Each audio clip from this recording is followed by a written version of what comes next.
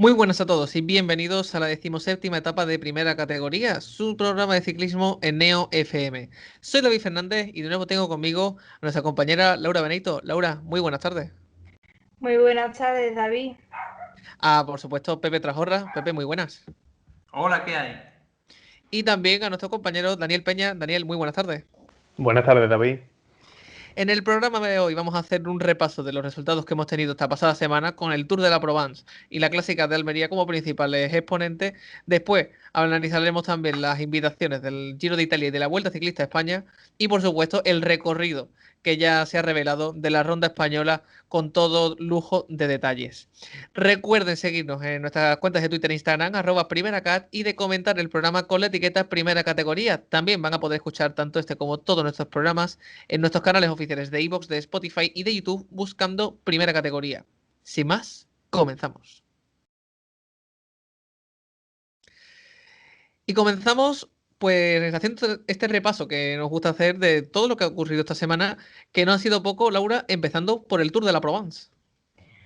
Pues la carrera francesa nos ha dejado una general de muchos quilates gracias a su buena participación. Las dos primeras etapas al sprint se las llevó David Ballerini, primero por delante de Arnaud Demar y de Nasser Bouhanni, y después superando a Sicón y Alex Aramburu. En la etapa reina, donde el Mont Ventoux debía marcar diferencias, fue Iván Ramiro Sosa, ayudado por el gran trabajo de Carlos Rodríguez, quien se impuso con 15 segundos sobre Bernal y 18 sobre Alaphilippe. Jesús Herrada fue quinto y en la última etapa, de nuevo al sprint, Phil Bauhaus ganó por delante de Ballerini y Bouhanni. Sosa se llevó la general final con 18 segundos sobre Alaphilippe, 19 sobre Bernal, y el mejor español fue Herrada, quedando noveno. Bueno, chicos, ¿qué os ha parecido este Tour de la Provence? ¿Qué sensaciones os ha dejado esta prácticamente casi una de las primeras carreras con un tan buen cartel de la temporada? Lo primero, la confirmación de Davide Ballerini como sprinter de primer nivel.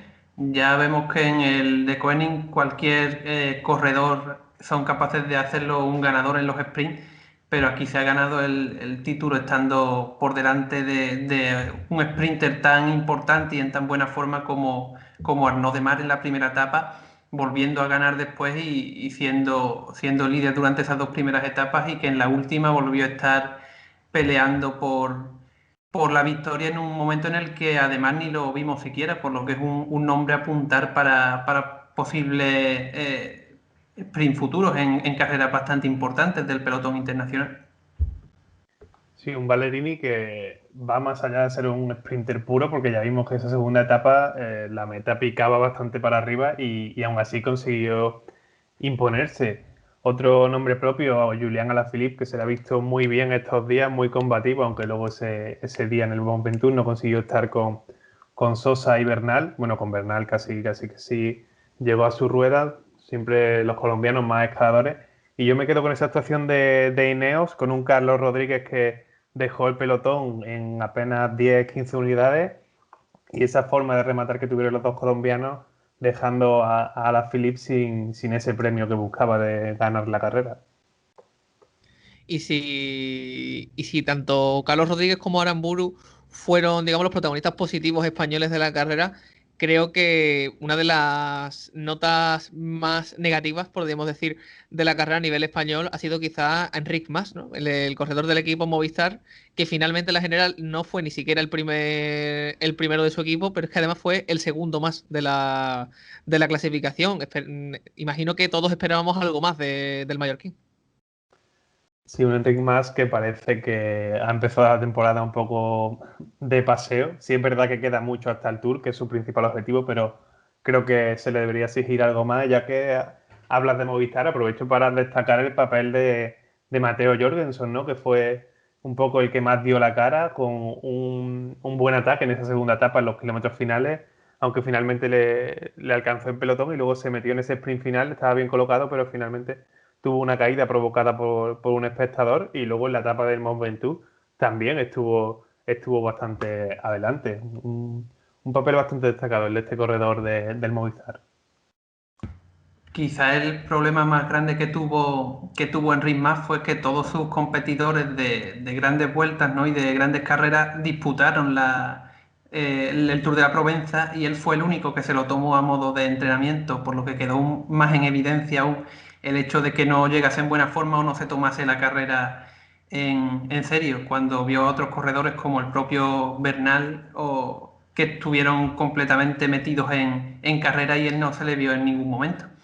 También habría que apuntar lo bien que se le da a un corredor como Jesús Herrada, sin ser un escalador puro, la subida al Mont Ventoux. Ya ganó en esta cima hace un par de años en el Mont Ventoux de Nivelles Challenge y fue quinto en la etapa en la etapa montañosa del Tour de la Provenza, estando con los mejores todo el tiempo.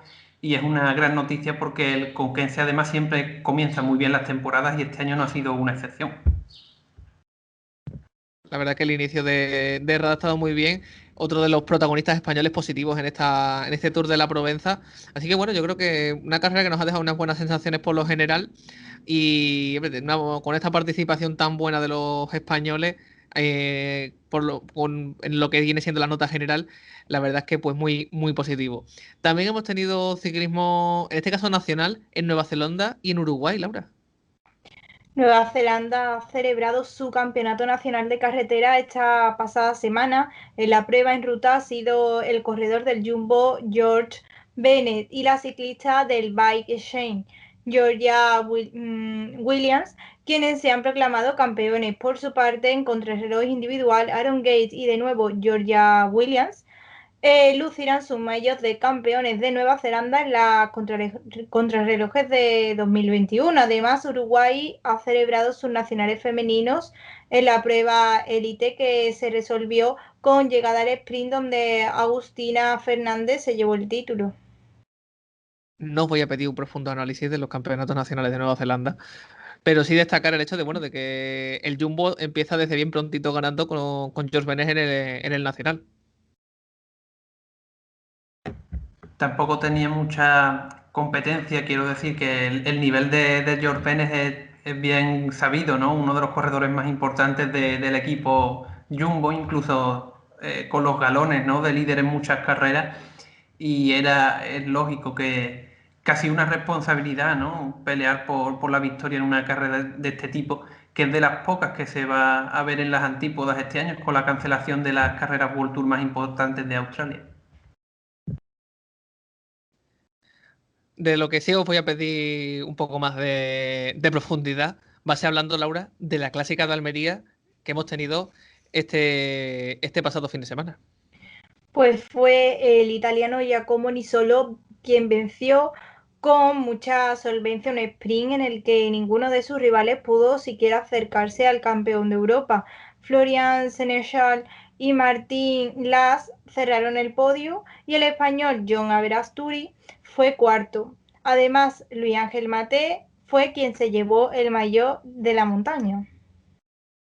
Pepe, te veo la sonrisa en el rostro. Lo más interesante de la clásica de Almería, la verdad, que fue en líneas generales un poco sosa. Fue no Sosa el ganador del Tour de la Provenza, sino Sosa de aburrida. Pero sí es verdad que desde el primer momento de la carrera vimos a Maté estrenándose con el maillot naranja del Euskaltel y metido en fuga. Así que ya por eso merecía la pena ver la carrera. Además, una fuga que le sirvió efectivamente para coger los puntos de la montaña y para ganar esa clasificación general de la montaña de esta clásica de Almería, que después el equipo contaba que era el objetivo con el que venía particularmente Mate a la carrera. Así que estamos muy contentos por él. Y estaríamos más contentos si viniera al programa a hablar del tema, claro. Una clásica de Almería que una vez más se decidió al sprint y donde no vimos más alternativas más allá de esas caídas, ¿no? que hubo en la parte final. Quizá, no sé, habría que darle un tirón de oreja a los organizadores y para que se planteasen esas cotas, ¿no? que meten en la primera parte del recorrido, acercarla un poco más a meta para que veamos una clásica un poco más abierta o con otras posibilidades, ¿no? en los últimos kilómetros, porque al final se queda un poco, como tú has comentado, un poco sosa en esa parte final. De hecho, uno de los afectados en las caídas, aunque si no me equivoco, no llegó a caerse propiamente, pero bueno, sí se vio cortado e involucrado en uno de estos percances, fue alguien que teóricamente tenía que estar en la lucha por la victoria, como fue Iván García Cortina, el corredor de Movistar, que sufrieron uno de los enganchones donde hubo corredores de Bora y de Keuni que acabaron por los suelos. Él y un compañero se vieron parados por esa pequeña montonera. Además, luego vimos también algún corredor incluso del Euskaltel un poco más adelante cayéndose. O sea, la verdad es que estuvo la cosa un poco movida en ese sentido. Pero desde luego, bueno, lo más sorprendente y lo más destacado, además de, por supuesto, el mayor de la montaña de Luis Ángel Maté, yo quiero destacar 2 puntos. Primero, la solvencia de Nizzolo, un dominio en el sprint que, hombre, al final quizás cabía esperar. Evidentemente es el campeón de Europa, ¿no? Y por ello, además, un hombre de ya gran trayectoria. Pero yo esperaba algo más de disputa por el resto de los rivales. Y también quiero destacar precisamente a uno de esos rivales, como fue Joan Averasturi, el corredor de Caja Rural, que finalizó cuarto y que la verdad es que también está teniendo un buen inicio de temporada. Con la ausencia de Ackermann, el ganador de las 2 últimas ediciones, Nizzolo seguramente junto a Gaviria llegaba como el gran favorito, ¿no? Y con un nivel superior al del resto de sus rivales, aunque sí es cierto que había un número importante de velocistas, algunos, como has dicho, que se vieron implicados en esas caídas finales, Cortina, Ode, pero la mayoría de equipos llevaban varias bazas diferentes, por lo que podían disputar si no era con un ciclista, con otro. Aunque lo cierto es que eso, ni solo ganó con una pata prácticamente y no dio ninguna oportunidad. De todas formas, sí que es verdad que es muy interesante el papel de Averasturi, que una vez más ha vuelto a tener muy buena presencia en un sprint que no ha sido nada fácil para el resto de rivales del campeón de Europa, como tú has dicho.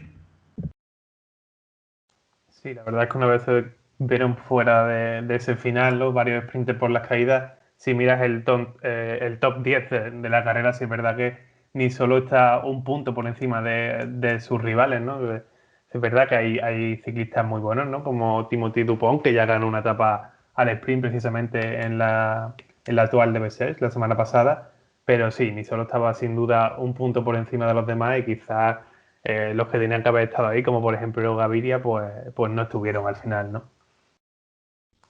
Pues bueno, al menos la clásica de Almería que nos ha traído este ciclismo aquí a Andalucía, falta comentábamos antes de comenzar el programa, de la Vuelta a Andalucía que se tendría que disputar esta semana. Y bueno, esperemos que se pueda disputar. Veo alguna lágrima cayendo en los compañeros, además.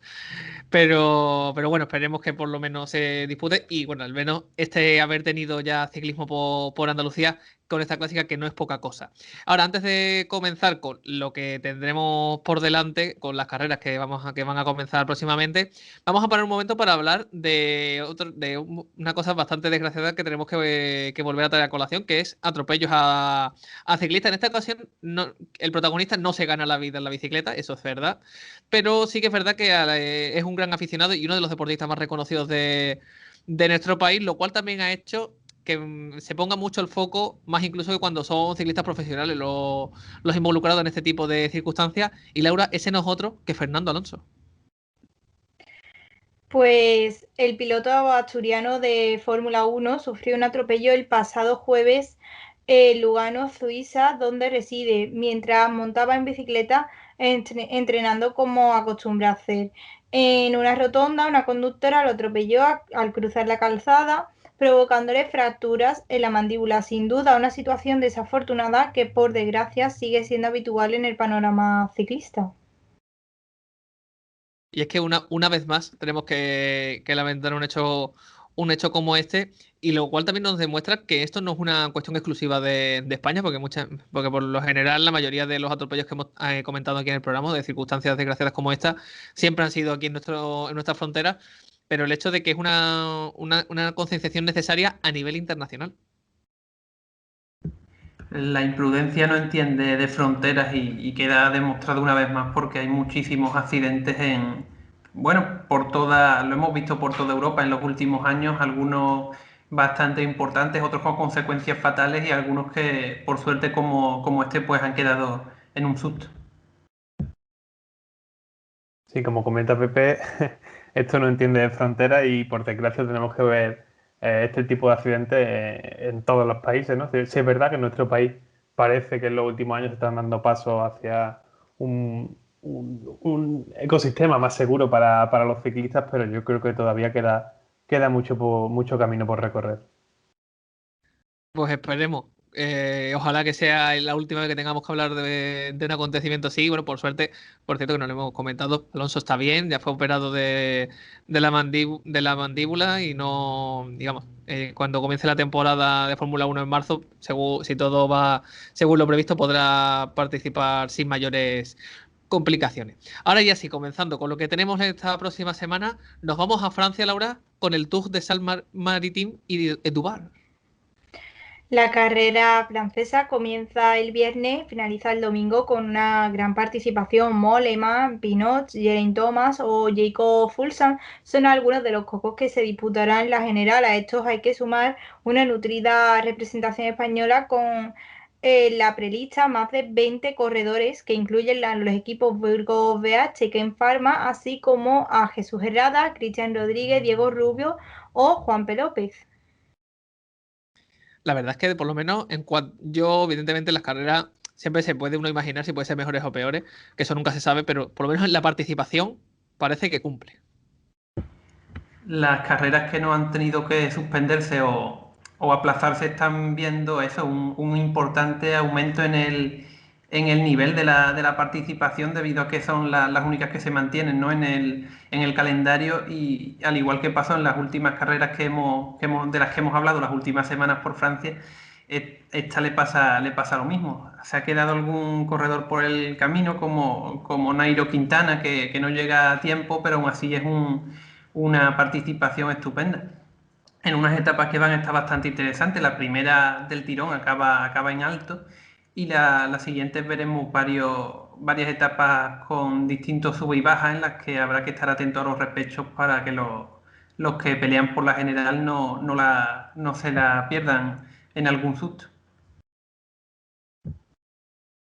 Sí, un recorrido que, como comentas, da bastante alternativa a que no sea, a que quizá veamos un segundo espada, ¿no? Más allá de los Geraint Thomas, Mollema, incluso Pinot, que debuta esta temporada. Y un recorrido que eso da oportunidad que los segundos espadas en ese terreno puedan poner en aprieto a los que en principio vienen con el cartel de favoritos. Pues este Tour de los Alpes Marítimos que desde luego esperemos poder ver bastante espectáculo por parte de los ciclistas españoles. Si vemos a un Jesús Herradas al nivel que está demostrando en este inicio, si tenemos también a Cristian Rodríguez o a Juanpe a un buen nivel, desde luego el espectáculo va a estar asegurado. Así que estaremos muy pendientes de la carrera de viernes a domingo. Precisamente el domingo pues comienza la siguiente prueba que tenemos que comentar, que no es otra, Laura, que el Tour de los Emiratos Árabes. Este domingo, como bien decías, comienza el Tour de los Emiratos Árabes con una alineación de ensueño. Gaviria, Hackerman, Ewan, Viviani o Bennett, entre otros, disputarán los sprint. Por su parte, Bushman, Pogačar, Lutsenko, Valverde, Froome, Hirschi, Almeida, Adam Yates o Sosa o Rigoberto Urán estarán en la pelea por la general. Serán 7 etapas, de las cuales solo 2 tendrán subidas, especialmente la quinta que decidirá todo. Menudo plantel que tenemos para este Tour de los Emiratos. Vamos, es que he visto a Laura que se estaba quedando casi sin aire de la lista tan larga de corredores que participan. ¿Qué os parece? Que además tenemos por ahí una contrarreloj individual PP que también puede marcar diferencias, ¿eh? En principio hay mucha más calidad en la lista de prescritos que en el recorrido. Todo hay que decirlo. Sí es cierto que esa contrarreloj es bastante interesante y le puede dar un punto de interés y de emoción a la carrera, que es una carrera bastante llana. Tampoco, bueno, la orografía, ¿no? de los Emiratos es la que es. Igual que la de España es bastante montañosa y hay todo tipo de terrenos. En Emiratos tampoco hay mucho donde rascar. Está la subida tradicional a Jebel Hafez, que es el gran puerto, ¿no? de esta carrera, que vuelve a ser un final de etapa en alto, en una etapa muy, muy propia de la Vuelta. Son unos 160 kilómetros llanos con ese final en alto. Y en total 2 etapas de montaña, la crono y etapas puramente para sprinter. Seguramente veamos en las pocas oportunidades de montaña la aprovecharán bastante bien los corredores que vienen a por la general o empezar a calentar piernas para futuros puertos. Seguro que veremos bastante espectáculo como ha sido en las últimas ediciones. Sí, un recorrido que, como comenta, este año incluye una contrarreloj individual en la que lo más interesante será ver quién hace segundo tras Filippo Ganna, ¿no? Porque yo creo que en eso coincidimos todos, que en una contrarreloj así de llana y de 13 kilómetros será complicado que nadie ponga en aprieto al campeón del mundo. Y esos dos finales, ¿no? En alto, bastante diferentes, ¿no? El primero con solo 10 kilómetros y esa segunda etapa en la que, ese segundo final en alto, bastante diferente, con 20 kilómetros de longitud y donde, ojo, que algunos se puede llevar ya algún susto a estas alturas de la temporada, ¿no? Donde muchos no llegan todavía en forma y una subida ya de 20 kilómetros, por mucho que sea por, por buena carretera y demás, puede que veamos alguna explosión. Una carrera además que es con la que se cierra el círculo del coronavirus, porque del año, ¿no? Del coronavirus fue la primera afectada por toda la pandemia. Se tuvo que cancelar, de hecho, la última etapa. Por entonces nos parecía una locura que por qué la habían cancelado, si no se sabía a ciencia cierta si había de verdad positivos dentro de los equipos. Tuvieron a varios equipos encerrados en los hoteles varias semanas, cuando todavía la cosa de la pandemia parecía algo lejano. Y al final el tiempo les acabó dando la razón. Esperemos que este año se puedan disputar todas las etapas. La verdad es que parece, con lo que decías, no parece que está muy lejos, pero bueno, hace apenas un año de aquello. Me acuerdo cuando lo comentábamos en el programa con que como que no éramos conscientes, ¿no? de lo que se venía. Pero fíjate tú un año después donde estamos, ¿no? Lo que sí, desde luego, esperamos todos, por supuesto, ¿no? Que la carrera se pueda disputar en esta ocasión, ya pues, con las medidas ya pertinentes y preparados para las circunstancias, dentro de la mayor seguridad para todos. Ahora, ante tal elenco de corredores, no puedo resistirme. Os voy a pedir una pequeña burra. ¿Quién es vuestro favorito para esta carrera? Porque, bueno, con tantos nombres, Pepe, alguien que para ti destaque, ¿quién sería? Yo para esta carrera no tengo favoritos realmente, porque creo un poco lo que ha dicho Daniel, que algunos de los corredores con más nombre van a ir un poco ahí haciendo piernas, por ser la primera carrera de estas circunstancias y de estas características en la temporada. Así que no creo que todos los grandes nombres vayan a estar disputando, salvo el hecho de la crono, ¿no? Que está cantado. Así que os dejo a vosotros que os mojéis.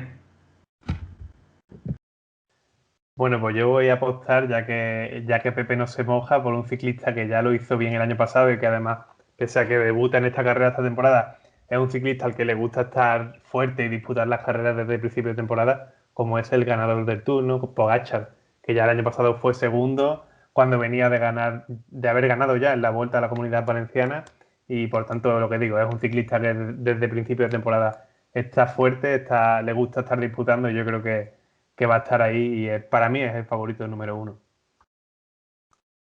Laura, ¿tú por quién apostarías para este UAE Tour? Yo creo que también por Pogačar, por las mismas razones, porque desde el principio se le ve peleando y yo creo que va a ser Pogačar el que se va a quedar con el Tour de los Emiratos. Hombre, a favor de Pogačar también hay que reconocer, aparte por supuesto de la gran calidad que tiene como ciclista, el hecho de que, bueno, correr en el equipo de los Emiratos y que un ciclista del equipo nacional gane la carrera del país, pues hombre, evidentemente a todos los niveles es llamativo y por supuesto seguro que le van a pedir que ponga un puntito más de ganas ante todo para llevarse la carrera.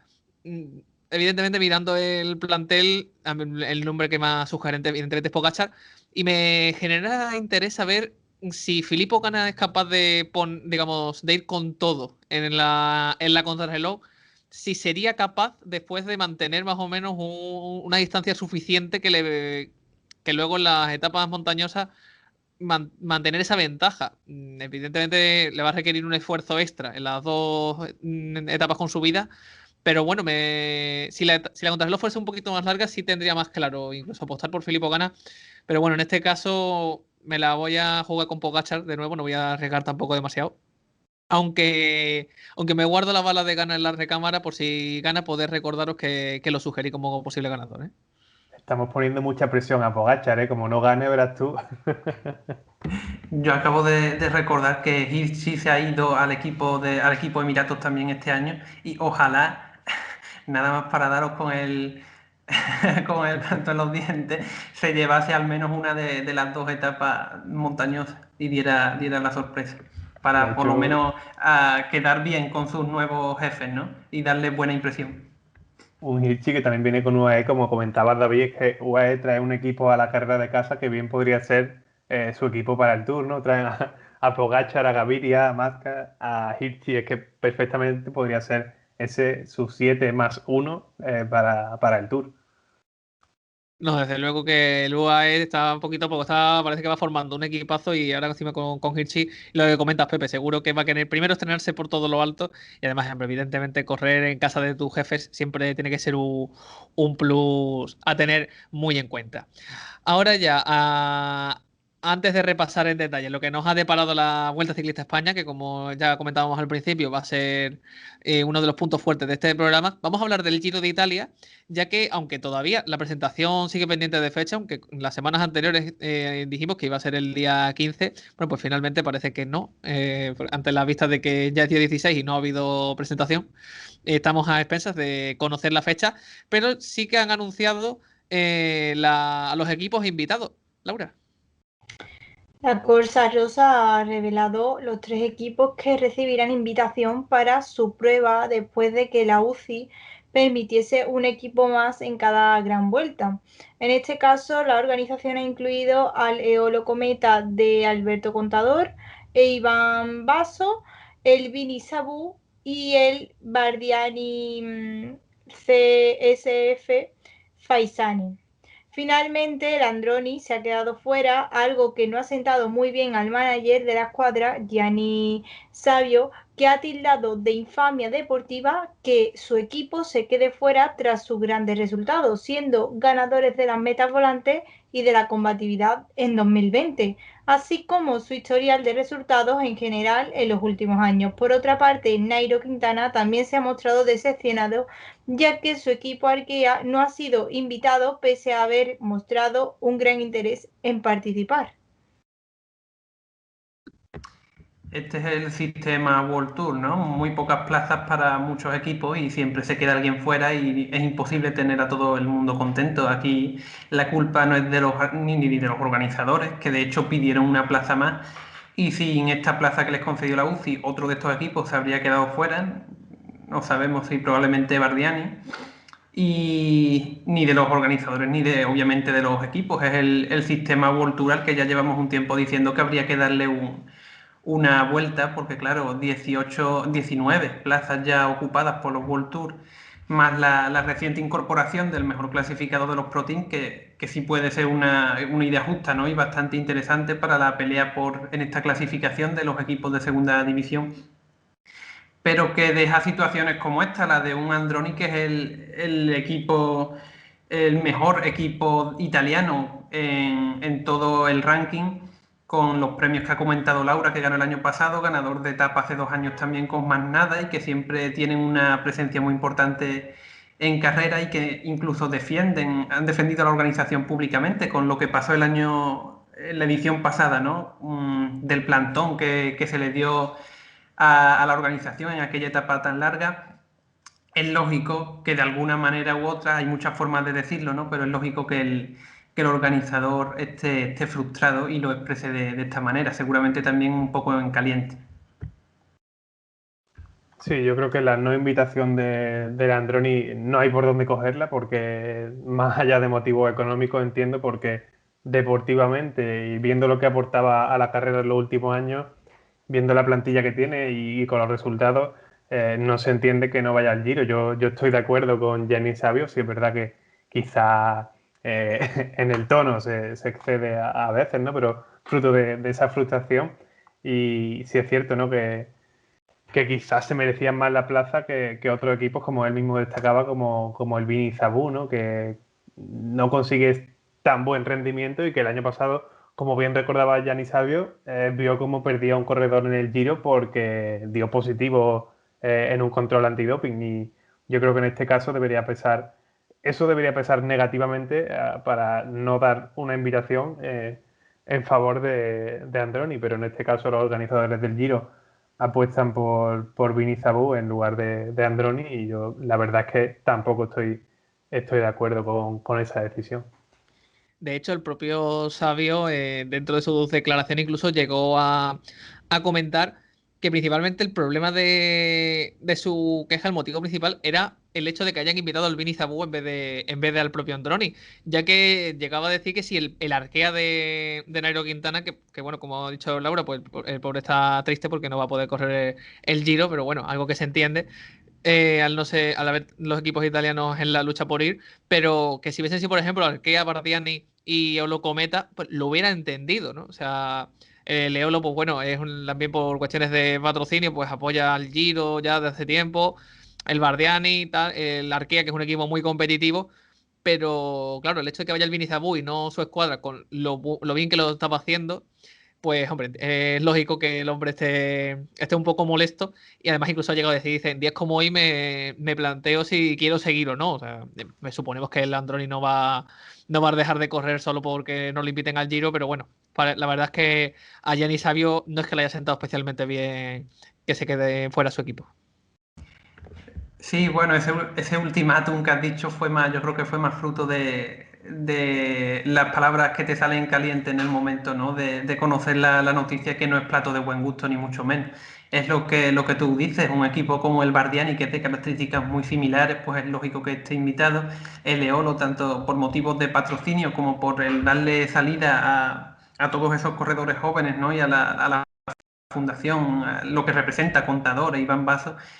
Y claro, equipos como Arkea, donde tienes a Nairo Quintana diciéndote explícitamente desde principios de temporada que tiene intención de participar en el Giro, en otras circunstancias, quizás hace algunos años, o en una situación en la que no haya tan pocas invitaciones o tantas plazas ocupadas por los World Tour, sería impensable que la organización no decidiese invitar a un equipo donde está un antiguo ganador del Giro de Italia y podio en todas las grandes vueltas, y con un palmarés tan grande como Nairo Quintana, que te está diciendo explícitamente que quiere participar en la carrera. Es lógico que Nairo estuviera un poco triste, ¿no? Pero claro, también es a lo que el corredor, lo veníamos hablando el otro día fuera de micro, es a lo que se expone cuando un corredor como Nairo Quintana ficha por un equipo que no es parte del World Tour, sabiendo cómo va el tema de las invitaciones actualmente.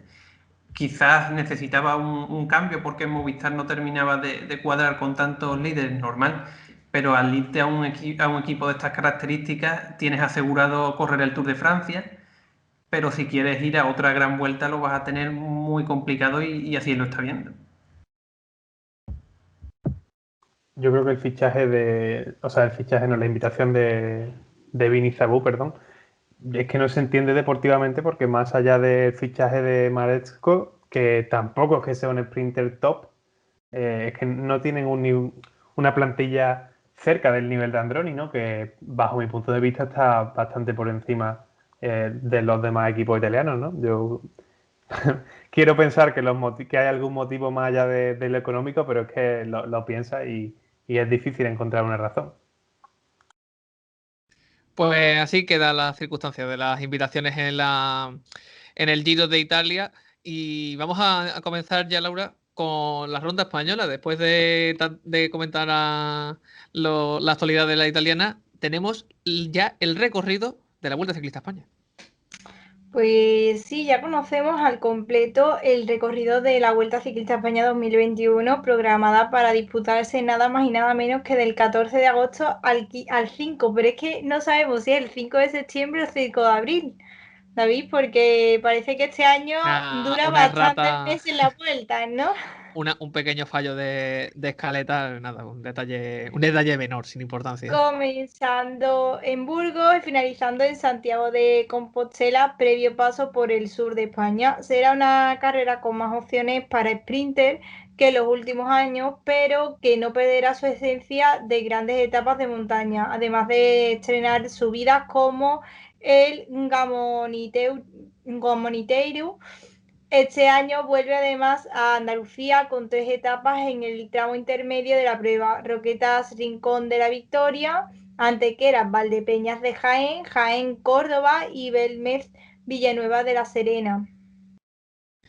Bueno, yo creo que es un recorrido muy completo, chicos. ¿Qué sensación? ¿Cuál ha sido la primera sensación cuando visteis el recorrido de la Vuelta a España al completo, aparte ya de los 4 detallitos que ya conocíamos? Pues la sensación estupenda, sobre todo al saber que pasa por el sur de España, cerquita de casa. La verdad es que ya teníamos ganas, de que volviese la vuelta por aquí, por Andalucía. Así de primeras ves el recorrido desde arriba, el mapa, ¿no?, de la carrera, y ves que atraviesa gran parte de la península, entonces es bastante equilibrado, más que, por ejemplo, el de la última vez, que solo pasaba por la cornisa cantábrica prácticamente, ¿no? Y que ahí es lógico que cada año tenga que dividirse en ciertas zonas, pero este año es muy completo y la alegría de que vuelva a Andalucía pues siempre, siempre está ahí, además con etapas que van a ser muy importantes para la carrera. Sí, ya lo decía, creo que fue Perico Delgado el que lo dijo en la presentación, que el año pasado más que la Vuelta a España fue la recta al norte de España, ¿no? Es una alegría ver de nuevo que la Vuelta apuesta por venir al sur y además con protagonismo en ese final en alto en Belefique, un final muy duro, un puerto de categoría especial que yo creo que sin duda servirá para, cerrando esa primera semana, servirá para dejar ya diferencias considerable entre los favoritos en una etapa que cuenta con más de 4.500 metros desde el nivel, otro puerto de primera categoría. Yo creo que será una etapa bonita para dejar ya una clasificación general bastante definida de cara a las 2 últimas semanas. Además, el hecho, incluso de que lo que comentaba Daniel, de cómo vuelve a ser una vuelta, y además el hecho de que empieza en Burgos, en Castilla y León, y luego sube de nuevo hasta Santiago, prácticamente completando una vuelta entera casi al país. Quizás este año se deja la zona de Cataluña y es un poco más apartada, pero desde luego es un recorrido muy bonito desde arriba y que desde luego, Pepe, también es bonito digamos, a pie de carretera va a ser muy bonito también. Bien sabe todo el mundo que yo no soy especial, que soy bastante crítico con la vuelta, especialmente con el tema de los recorridos, por la forma de hacer las etapas, la distribución, la longitud, pero esta vez la verdad es que es uno de los recorridos más interesantes de los últimos años, porque como dices es muy completo. Hay muchas posibilidades para sprinter, hay muchas veces que no ocurre. Las etapas de montaña están muy bien, la que ya ha comentado Daniel del Belefique, que puede ser una de las más interesantes. De hecho, hay 3 puertos de categoría especial y ese es uno de ellos. Los otros 2 son Lagos de Covadonga y el inédito del Gamoniteiro, que van en 2 etapas seguidas. Y creo que hay un poco de todo. El hecho de que vuelva a haber 2 contrarreloj, en la del primer día, que es bastante cortita, ¿no?, de 8 kilómetros, saliendo de la Catedral de Burgos, va a ser un arranque bonito de la carrera. Y el final, que no sea en Madrid, en el típico paseo, ¿no? Iba a decir el champán, eso es en Francia, aquí es más el cava, y la típica etapa de protocolo, y que se cambie eso por una contrarreloj de 33,7 kilómetros hasta Santiago de Compostela, es una gran noticia para el espectáculo y para mantener la emoción de la carrera hasta el final. Quizás sí es cierto, lo comentaba el otro día en Twitter, me lo comentaba un amigo por ahí, que a lo mejor haría falta, como pasa en el Giro de Italia, una contrarreloj intermedia que empezase a mover ya el árbol y no dejase casi todos los kilómetros para el final de la carrera. Pero viendo el precedente de los últimos años en los que apenas había habido contrarreloj, a mí me parece una gran noticia. Después el bloque de la montaña, ¿no?, que es como siempre, la montaña más importante está toda en Asturias, parece que lo tienen todo zanjado desde hace tiempo. las etapas más importantes van a estar ahí, y quizás el único problema es que en la gran etapa de montaña, que es Lagos de Covadonga, esté un día antes, justo a la etapa anterior al Gamoniteiro, donde está el encadenado tan importante, ¿no?, de la Cobertoria y San Lorenzo, por lo que quizás esa etapa va a ser un poco más de dejarlas pasar y de, como se dice hablando en plata, fumarse la etapa, esperando a que lo gordo venga en este día del Gamoniteiro, que seguro que va a ser de los más espectaculares de la carrera. Yo, por ejemplo, el que tengo muchísimas ganas de ver va a ser el de la subida al Picón Blanco. Evidentemente es muy temprana en la etapa 3, así que no espero que marquen las diferencias, como por ejemplo la Vuelta a Burgos, como vimos el año pasado o bueno, otros años o en años anteriores. Pero es una subida que a mí personalmente me gusta mucho. Fue este año pasado, por tirar de lo más reciente, cuando volvió el ciclismo después del confinamiento, con esa subida ahí, con Evenepoel triunfando en el Pico Blanco. Una subida muy bonita, una subida que ya lleva varios años que la gente comentaba que por qué no va a la Vuelta a España. Por fin ha sido incluida, además ahora que empieza en Burgos es la oportunidad ideal. Yo no sé cómo Daniel, por ejemplo, tú cómo ves esta subida al Picón Blanco en la Vuelta. Lo malo eso, tan temprano, pero bueno, quizá ya alguna pequeña diferencia puede ir marcando un poco para que los grandes vayan, digamos, dejando claro que están ahí. Pues sí, un puerto de bastante entidad que llega muy pronto en la carrera y que, como se suele decir, seguramente no sirva para ganar la vuelta, pero puede que alguno se deje la vuelta ahí, ¿no? Si alguno llega corto de forma, puede que ese día se le haga duro, aunque sea una etapa, como se suele decir, unipuerto.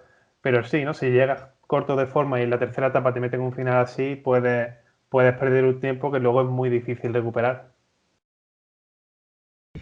Algo parecido le pasó a Contador en su última Vuelta a España, que la etapa de Andorra era la tercera, precisamente, una de las más duras, y es verdad que esa era una etapa de montaña completamente y que acababa en descenso, no en alto, pero ahí se dejó bastante tiempo, y de hecho, aunque después fue recuperando y estuvo bastante bien durante toda la carrera, por culpa de ese día tan temprano en la carrera, perdió toda oportunidad de ganar la carrera. Probablemente sea una etapa en la que pudiese triunfar una fuga si se lo tomasen con más calma las personas, los corredores de la general, pero que hay que tener cuidado de que no llegue alguna pájara de estos corredores que al principio de la vuelta comienzan regular, como es el hecho de Enric Mas, por ejemplo, que no suele empezar muy bien y va siempre de menos a más durante un hecho en todas las carreras. Se ha tomado muy a pecho eso de ir de menos a más este año, ¿eh? Esperemos que vaya a mucho más. Hombre, como el crecimiento sea equivalente al menos del inicio, desde luego puede ser, vamos, va a ganar todo lo que se proponga. Pues este es el recorrido de la Vuelta a España, recordemos, del 14 de agosto al 5 de septiembre, pasará por Andalucía, sale de Burgos, acaba en Santiago de Compostela, y bueno, con 4 puertos que debutan, como hemos hablado, el Gamoniteiro, Picón Blanco, el Villuercas y el Balcón de Alicante. El punto más alto, por cierto, ya vamos a dar unos breves datos que sé que hay mucha gente que le gusta. El punto más alto va a ser precisamente este Gamoniteiro, 1772 metros de altitud, que ahí es nada. En este caso, la etapa más larga va a ser precisamente la de Picón Blanco. La tercera, la más corta, será la 11, la de Antequera hasta las Valdepeñas de Jaén.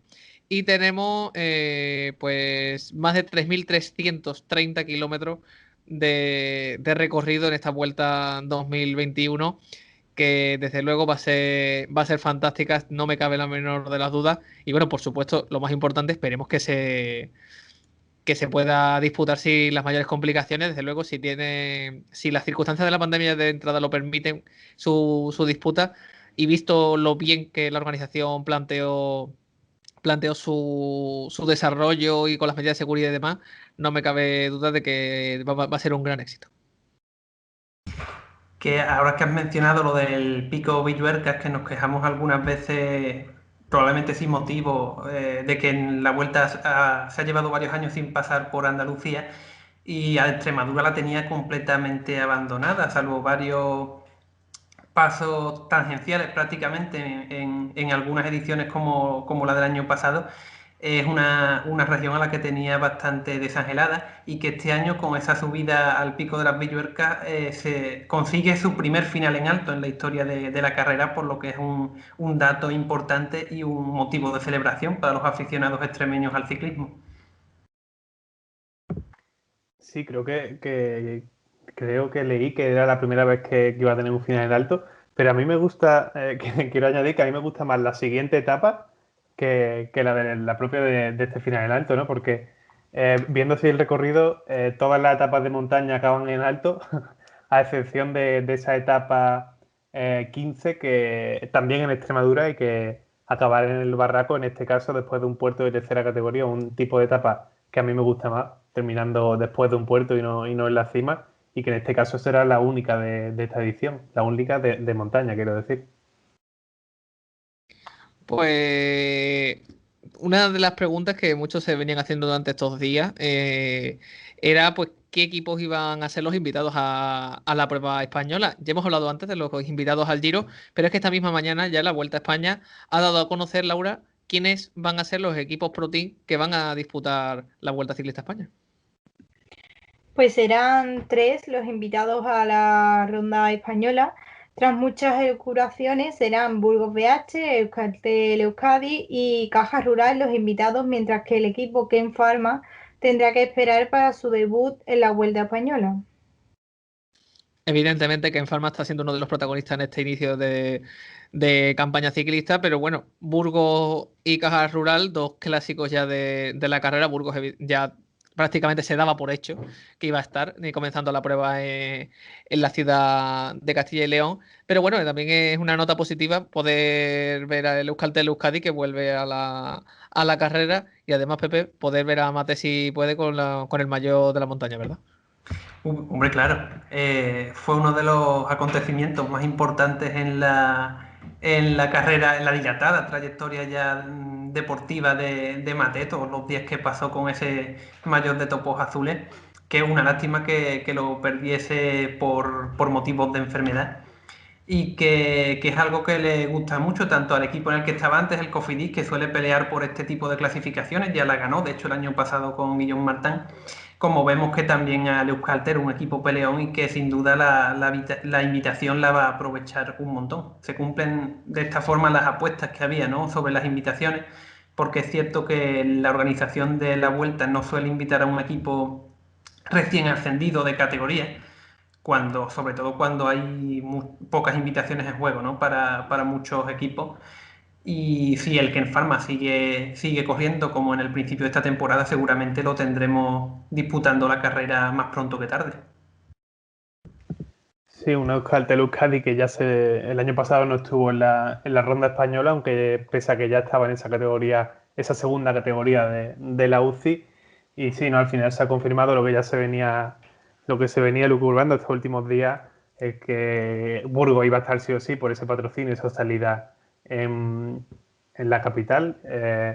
Y luego Ken Pharma, sí es cierto que siendo un equipo joven, como comentaba Pepe, es seguro que tendrá oportunidades en los próximos años de estar en la ronda española. Habrá que ver cómo lo hace Burgos, porque bajo mi punto de vista, deportivamente está un punto por debajo de los otros 3 equipos españoles, y seguro que este año se ha salvado por ese patrocinio, esa salida, como comento, pero puede que de cara a próximos años lo tenga más complicado el hecho de estar en la vuelta.